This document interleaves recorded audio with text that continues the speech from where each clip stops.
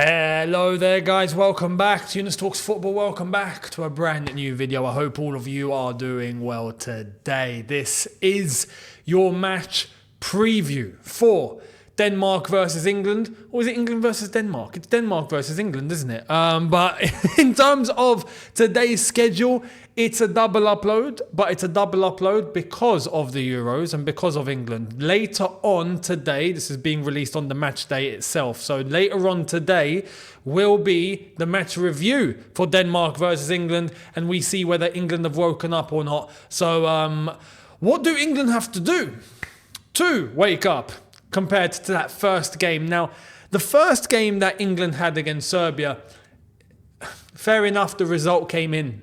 But bloody hell, not only were people just like disappointed, but people fell asleep. So much so that one fan actually slept in the stadium and stayed there till 4 a.m. and no one knew he was still there. That's what England and Gareth Southgate did to this geezer.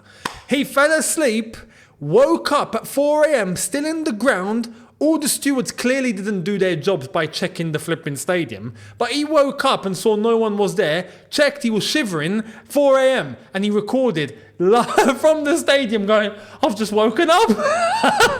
So please, England, can you stop putting fans to sleep? So what do England have to do? And it's not just about not being boring. To be honest, I don't care if England are boring. But what I want to see is a game plan that is being executed, that England have purposely gone out to put, and it's worked. England parking not parking the bus, I don't want to use that term, because that's not what England did. England trying to protect a 1-0 from 30 minutes onwards is insane. This England team, it's insane. If this England team had the attributes to defend like prime 2010 Inter Milan, I would say defend. We don't have it. This England team clearly are not good at defending. You know what I mean? We haven't got a defensive team. If we did that, I'd say defend. Because at the end of the day, the way to use the team is to use its best attributes. If the team is best suited to defend, then cool, play on the counter-attack and just get a 1-0 all day long. Because we can do that. We'd be good at that. This England team are the complete opposite. The attacking talent that this team possesses, I will happily say this with chest, yeah, and with a straight face, without hesitation, without question. I believe England have the best squad on paper in the world. I believe that. I believe that. The one squad that can rival England is France. Especially on paper, I'm talking. But the quality that this squad possesses is outstanding. It's outstanding. So what is best suited for England is to give this team license to go out and kill. Not to play so rigid. Allow players to interchange. Allow players to get into various spaces. Give them a little bit of freedom. We play with Gareth Southgate in such a rigid way. And it's so mechanical, and it's not even like mechanical from a modern day Bugatti. It's mechanical from a '95, Volvo that's on the brink of breaking down. It's not good enough. And this is honestly why I believe in the last game we didn't see Harry Kane or Phil Foden had a bad game, a really bad game actually. But it wasn't even just a really bad game. He was barely involved. We just didn't use his side. But this is why. I'm saying if we had a three behind a striker that were all very interchangeable, that were given freedom to move, you would have seen Phil Foden come into central areas. You would have seen players switch over. You would have seen all sorts. Fullbacks getting involved, not just on the flanks, but actually coming inside, giving freedom for the wingers to move outside if there's enough bodies coming central. All of this plays a part that England can do, but Southgate doesn't allow us to do that. And this is where I'm worried today. I'm concerned for today's game against Denmark. Why? Denmark are no pushovers. They're no pushovers. And yes, they got off to a bit of a slow start. Right? They did. But when we're talking about what that team possesses, I honestly think that there is enough power there to be able to hurt England. Denmark drew against Slovenia 1-1. And that Slovenia team did deserve to get that equaliser. You saw Denmark were 1 up. Slovenia managed to get themselves back into the game into the second half. Denmark just didn't keep the same level up for the entire game. I don't think Denmark are doing that today against England. I think Denmark are going to step up. In the same way, I hope England are going to step up, because the second games are going to give you more of an idea of what the teams are truly about. We saw yesterday what went down with Germany. Now that's a team that's looking serious. Serious, man. Serious. Albeit they played Hungary. I understand. But they looked consistent, right? England need to do something not just similar, but they need to show the improvements made from the first game. Because like I've said, prior to the tournament, if England even think about putting on a similar performance to how we did against Iceland, right, we ain't going far. And if England decide to put on the same performance like we saw against Serbia, we ain't going far. Because that performance against Serbia, you put that on against a top team, you're getting killed. Whereas realistically, England have the capabilities to do the killing. Do you understand what I'm saying here? So this is where I hope England have that license to kill. I don't think they will be, if I'm honest, because it's Southgate, but they should, right?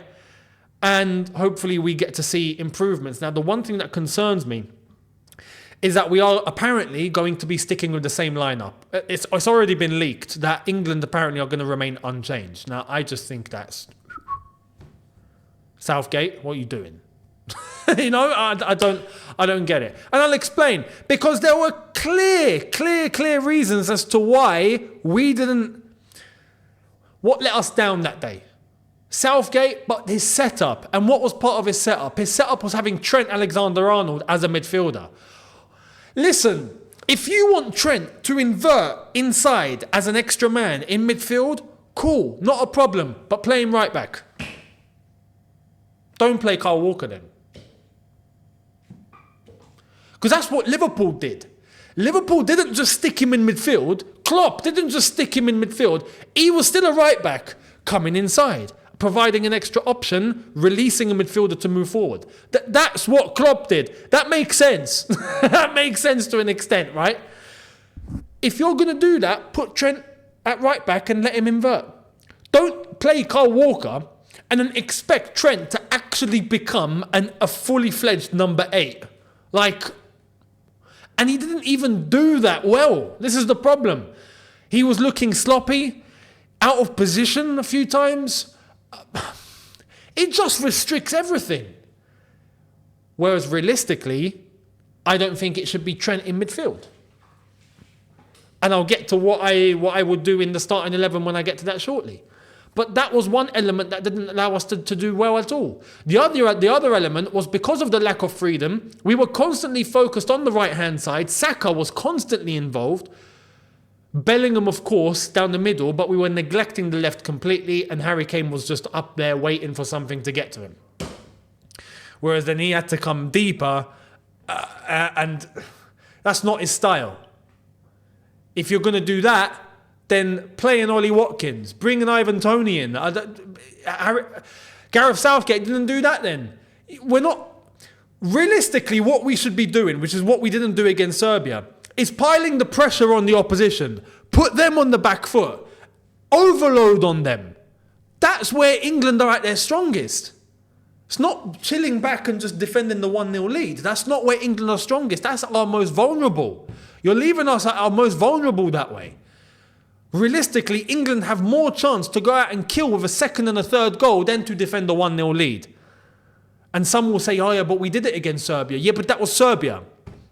This is what I'm saying. It's not sustainable. This is not sustainable. We will be knocked out if we remain this way. So look, let's wait and see what's going to happen. But the starting 11, and I'll explain exactly what I'll do whilst I go through the starting 11, for me would be basically similar to what I said in the last preview, but that's not what Southgate did. Let's get right into it. Ladies and gentlemen, here is my starting 11.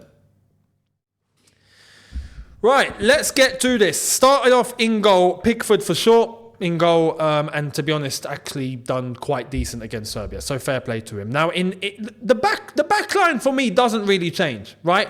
I'd go Stones. I'd stick with Stones. He didn't have the greatest game against Serbia, but I'd stick with him. Gurhi had a good game. Now, he's the one change that I'd make. I said to play Konsa against Serbia, but Mark Gurhi actually played decent in that game against Serbia. So you know what? I'm happy for him to keep his place, and he stays. Right back, Kyle Walker, right? And left back, Kieran Trippier. Now, we've not got a choice. Unless Luke Shaw is back. I'm not sure if Luke Shaw is actually back. If he is, I wouldn't be against playing Luke Shaw, but I wouldn't mind seeing Trippier. Now, right back, like I've just said, if it's Walker, it's Walker. If it's Trent Alexander-Arnold, it's Trent. Pick one and don't play both. Simple as that. Southgate, though, he's going to play both. And I'll explain why. In midfield, look, Declan Rice, without question. I would honestly play Bellingham alongside him and allow him to have license to move forward. Now, if you are going to play Trent at right back, or even Kyle Walker, this is Kyle Walker we're talking about at Man City. Like, Man City are not oblivious to this too. Allow Bellingham to move forward and bring a fullback inside alongside Declan Rice. That's what I would do. I would play Bellingham as the box-to-box midfielder in order to allow Cole Palmer to come in and play as the 10. Bellingham done a really good job as the 10, right? But I feel like you can still utilise and get everything out of Bellingham as an 8. Stick him alongside Declan Rice for some protection and allow him to move forward and then bring a fullback inside in order to aid Declan Rice if we have to defensively, right? Or even offensively if we're looking to overload and add an extra man. Cool. Then put Bellingham alongside Cole Palmer and stick an inverted fullback next to Declan Rice, and now we're overloading like I think is the best way for England to do. So the fact that Cole Palmer didn't play the last game for me is criminal. And I'm not just saying that as a Chelsea fan, but you get what I mean. Now the rest, I think, picks itself, right? And I would still play Phil Foden on that left-hand side, but I wouldn't play him so rigid as an out-and-out left winger. Allow these guys to flow, man. Allow these guys to interchange. Allow them to constantly keep moving. Bring Foden central. Let Cole Palmer tuck out a little bit. Bring Saka central. Let Cole Palmer stick to the right-hand side a little bit. Because Cole Palmer can do that. Allow these guys to flip and fluctuate. Allow oppositions to go, yo, I don't know what's happening. There's 3 of them. That's where England operate at their best. And Harry Kane drags attention of the central defenders. Has to, because it's Harry Kane. This is where if we're overloading and the ball is allowed in those attacking areas and you're doing that and Harry Kane is Harry Kane and attracting defenders, you're giving space to all of those 3 guys. Southgate doesn't do this. He doesn't do this. This is where I'm baffled. Look, my concern is that we're not going to see any of this. In fact, what we're going to see is Trent is going to be alongside Declan Rice. Right? Bellingham will be in the 10. Foden will be on that left-hand side. We won't see him again. And Harry Kane will be up there waiting for something to come to him and he won't get it either. I think we're going to face the same problems tonight. Unless if England prove me wrong. Please, please, please prove me wrong. But this is the reason why I'm a little bit concerned for tonight's game against Denmark. This is the one game that I looked at in the group and I was like, I'm not sure about that Denmark game. A draw at best. We'll see though. But let me know your thoughts on this starting 11. Do you agree or disagree? What would you do? What would you change? Let me know down below. Much appreciated. But this is my starting 11. Now, as I tell you guys too, don't forget to hit the subscribe button, hit the notification bell to be notified of the match review. That's coming out later tonight after it's all said and done. My score prediction. I'm going Denmark 1, England 1. And that's actually not a bad result when looking at the group because Denmark drew their first game. But I just don't think we're going to get a blockbuster performance again. I just don't think. Everything I've explained, I think we're not going to see. I think we're going to get the same situation as we saw against Serbia. So strap yourselves in, people. And it's going to be an interesting one. For this reason, just because Denmark and Slovenia drew that first game, I do think, obviously, we'll go through to the last 16. We will. But it's not going to be a performance that makes us go, oh, yeah, come on, England. Like, it's going to make us go, oh, okay, we'll just see what happens. And that's not what I like at tournament football. I do want me to be able to feel like, yeah, we can do this. And I'm not feeling it. So let me know your thoughts down below. Much appreciated. What would you do? What would you change? If you're English and you're an England fan, then let me know. Do you agree or disagree? If you're not, what's your honest opinion on this England team? And what do you think will happen tonight? Honestly, let me know. Much appreciated. And I'll catch all of you tonight after it's all said and done. So see you tonight. Have a good one, people. Take care and peace.